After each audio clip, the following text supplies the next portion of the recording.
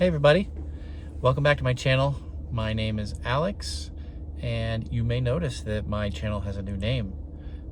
Several of you in the comments had recommended changing the name because if someone was to go search for the word starting carnivore, they would get all kinds of different videos that are not mine. So I have changed my channel name to Just Your Everyday Carnivore, because that's what I am. Just your everyday carnivore, trying to figure things out and share the journey with you guys. So I'm making my first non-update video today. It's going to be a video about how to start the carnivore diet. So I want to give you a little background on myself if you're new to the channel, on why you should listen to me, because I'm just your average everyday carnivore. Anyway, so like I said, my name is Alex. I have been a carnivore for 4 months. And you'd think, well, that's not very far into carnivore. You're right. But that also means that I've made it more than 30 days, right? A lot of people can try something for 30 days. I've made it past 90 days. I'm at 120 days and counting. And everything is still really fresh. You know, I started very recently. I started carnivore in October of 2023, and that was right before Thanksgiving was coming and right before Christmas, and I was able to make it through. So I've learned a lot of lessons, and I wanted to share those with you all. So I've actually written up a script, so you'll see me looking over here to follow it. But let's talk about starting the carnivore diet. So first of all, what is the carnivore diet? Well, the simple answer is that it's a meat and animal-based diet. So there are many different types of carnivore sub-diets, or you could say that the carnivore diet is a spectrum, right? If you take all the products that are derived from animals and to the exclusion of plants, right? All of the animal products, what do you eat? And then there's also a few extra things of like, okay, well, what do you drink? Do you use spices? Do you use eggs? That sort of thing. So the primary food on a carnivore diet is going to be meat, right? So animal meat. And so things like beef, pork, chicken, fish, those are going to be some of your big primary foods that you eat. And it's not explicit in being a carnivore, but it's kind of a fresh food diet, because most of the time you're going to get raw meat and you're going to cook it. Or you're going to make your own eggs or things like that, you know, bacon, but you're making them from raw. And I think that makes a big difference. So anyway, but meat is the primary food. There are some people who also eat butter, and I'm a big fan of eating butter. It's an easy way to increase fat in your meals, because once you get into carnivore, which we'll talk about later, fat level becomes important. But butter, dairy, there's not as many carnivores that eat other dairy. So by that I mean like milk and cheese, sour cream, heavy whipping cream. You know, carnivore is a spectrum, right? And you need to find what works for you. There are some carnivores who don't eat any dairy at all. There are some that swear by it. There's some that eat cheese. There's, you know, but anyway, dairy is not automatically off the table, depending on what you choose. Eggs are another one that a lot of carnivores eat. I personally eat eggs. They're great for breakfast. They are a really good platform for adding other meat to it, right? If you do bacon and eggs, or eggs and sausage, or, you know, steak and eggs, it's really good. Also, spices are up for debate. There are some carnivores who do not eat any spices on their food. There are some that eat a lot of spices. Salt is very important on the carnivore diet, but I even know of at least one YouTuber who is a carnivore, and she doesn't eat salt. I don't know how she does it, but salt helps you replenish electrolytes and is pretty important. So high fat, high salt, high protein ends up being really important on the carnivore diet. And what we drink, usually just water. So there are some that drink coffee with mixed results. I drink coffee every once in a while, but I don't drink it often because I can tell it dehydrates me and it messes with my digestion. So anyway, that is kind of a summary of the carnivore diet. And the next question is, why would you want to do the carnivore diet? So if you are watching this video, you either are skeptical of the carnivore diet and you're trying to like figure out what it's all about, or you're interested. And so here are some reasons why you might be interested in the carnivore diet. First of all, it is an elimination diet. So that means you're going to cut out a whole lot of bad food from your diet. Think about all the processed food and sugar, candy, cookies, food that comes in a box. Like, we all kind of deep down know that most of those foods are bad for us, but a lot of us still eat them. I know I did. And being an elimination diet, you restrict a whole bunch of stuff. And you say, I'm just going to eat this subset of food. So by simply cutting out sugar, you're going to get healthier, just automatically. Like, you'll lose some weight. You'll have some good results just from cutting out junk food, right?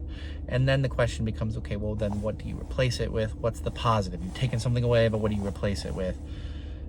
But being an elimination diet is great. That also means that you can become a scientist of your own body. So if you get down to a baseline of like, I only eat meat and I know how my body responds to meat, then you can say, well, let's add some cheese and see how my body responds. So you can do a test on your own body to see, how do I respond to it? So it's an elimination diet.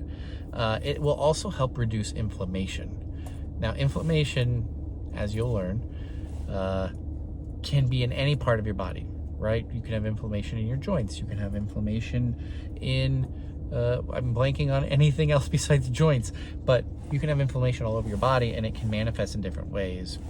But it's all inflammation a lot of times. Inflammation will go down on the carnivore diet. And at the beginning, that leads to something called keto flu, which we will talk about later. But getting rid of inflammation is almost always good. You know, inflammation, I'm not a doctor. I don't know what inflammation does in all of its capacity. But in general, inflammation is not a good thing. It creates problems wherever you find it. So carnivore diet really helps with inflammation. You will see all over YouTube also that the carnivore diet heals a lot of different sicknesses and ailments. Now, I'm not a doctor. Don't take this as medical advice. This is also not a promise that this will happen to you. But I have seen people say that carnivore diet helped with their diabetes, with their depression, with their migraines, with their skin problems, with hormone balance, with fertility problems, with vision and hearing, with hair growth. There's a lot of things that carnivore diet seems to improve.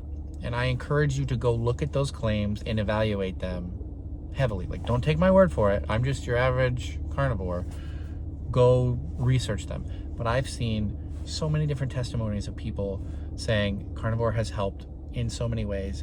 It can help your sleep. It helps you stop snoring. It helps sleep apnea. The list goes on and on. So a lot of people come to carnivore to help fix some of those ailments. Also, it's really good for autoimmune problems. You know, I didn't personally have any autoimmune problems, but I've heard great stories about it.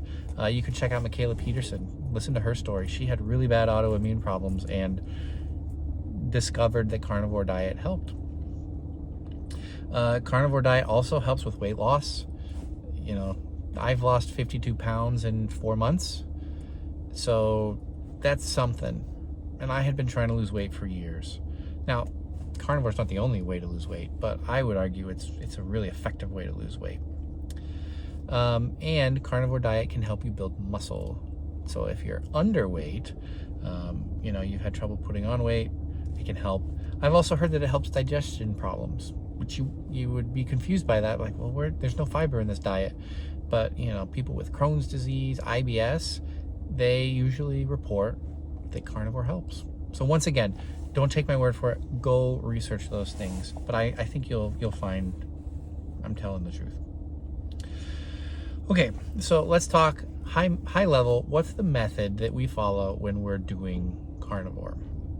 So if I could sum it up, it's high fat, high protein, no carbs. Oh, and you drink water. That's your primary thing. So that's kind of the high level thing. Beef ends up being the main course because beef is a very nutrient dense food, right? Like you can absolutely eat the other types of meat that are out there, but I would say make beef your main course.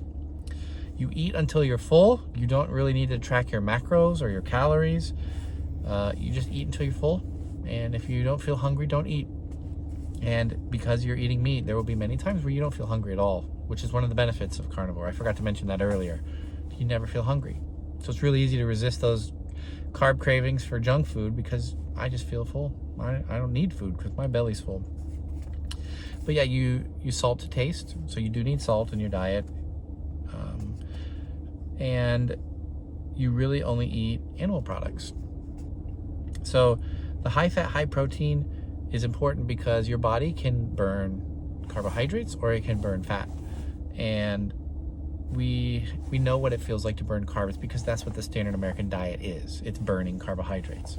So carbohydrates kind of feel like bottle rockets with their energy, where you get an energy spike, it explodes, and then it's gone and you crash. So I know when I was eating the standard American diet, I would have blood sugar crashes every afternoon after lunch. And you know, when I would eat candy, I'd have a spike of energy and then a crash.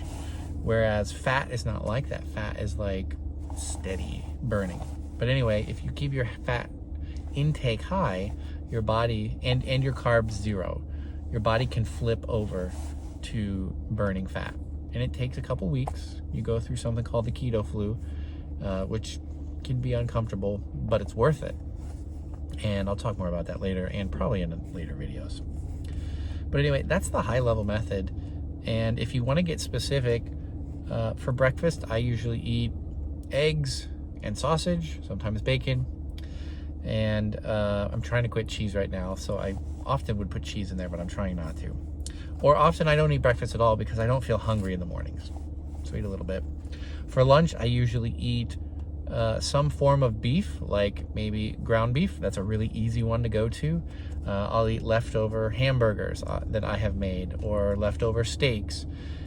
But I will do that for lunch.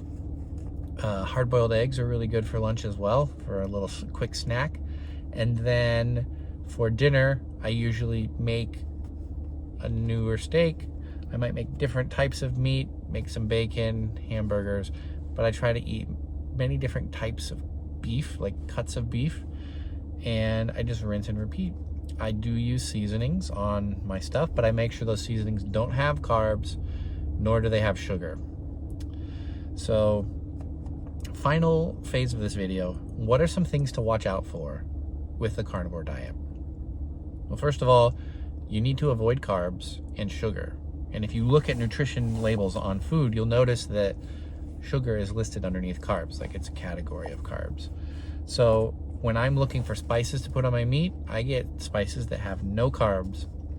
When I'm evaluating food to eat, I go for no carbs and no sugar. The other thing to watch out for is the keto flu. I've mentioned it a couple times. The keto flu is, it's in the first few weeks of cutting over to carnivore. For me, it lasted about 3 weeks. So you get many symptoms, including like diarrhea, chills, just nausea, general discomfort. It feels like the flu, keto flu. And what's happening is your body is going through carbohydrate withdrawal. And I heard Dr. Barry say wisely one time, if someone is a smoker, you know that quitting smoking, they will have to go through withdrawal, and that's hard and it's painful, but it's worth it. You would never tell someone who is quitting smoking, oh, you should start smoking again because you're going through withdrawal. You wouldn't do that. So keto flu is worth pushing through, and the way you overcome it is with high salt. Keep your electrolytes and your fat high, because when you start carnivore, your body's going to start cleaning itself out.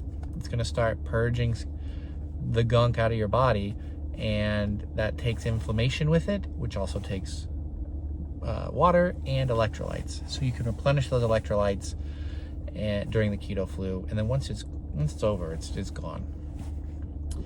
I would also encourage you, if you're going to start the carnivore diet, commit to at least 30 days and don't cheat for at least 30 days to get a baseline, to practice what it means to really have an elimination diet, a carnivore diet. The final piece of encouragement I have is start experimenting with your body to see how you respond to certain foods. So when I eat cheese, how do I respond? If I decide to eat a piece of fruit, how do I respond? Do that after 30 days. The other final piece of advice I would say is do your research. Carrie over at Stone Homestead House says the first stage of the carnivore diet is research, where you have to study and learn and become convinced. So don't start this diet unless you're convinced that it's going to work. Like, you need a strong why in the reason why you start, because there will be hard times. There will be things that you need to push through. There will be many questions that I can't answer in a quick video like this, but push through, remember your why, and find a community. So YouTube has plenty of videos. I will link in the description a playlist to a bunch of videos I have found useful.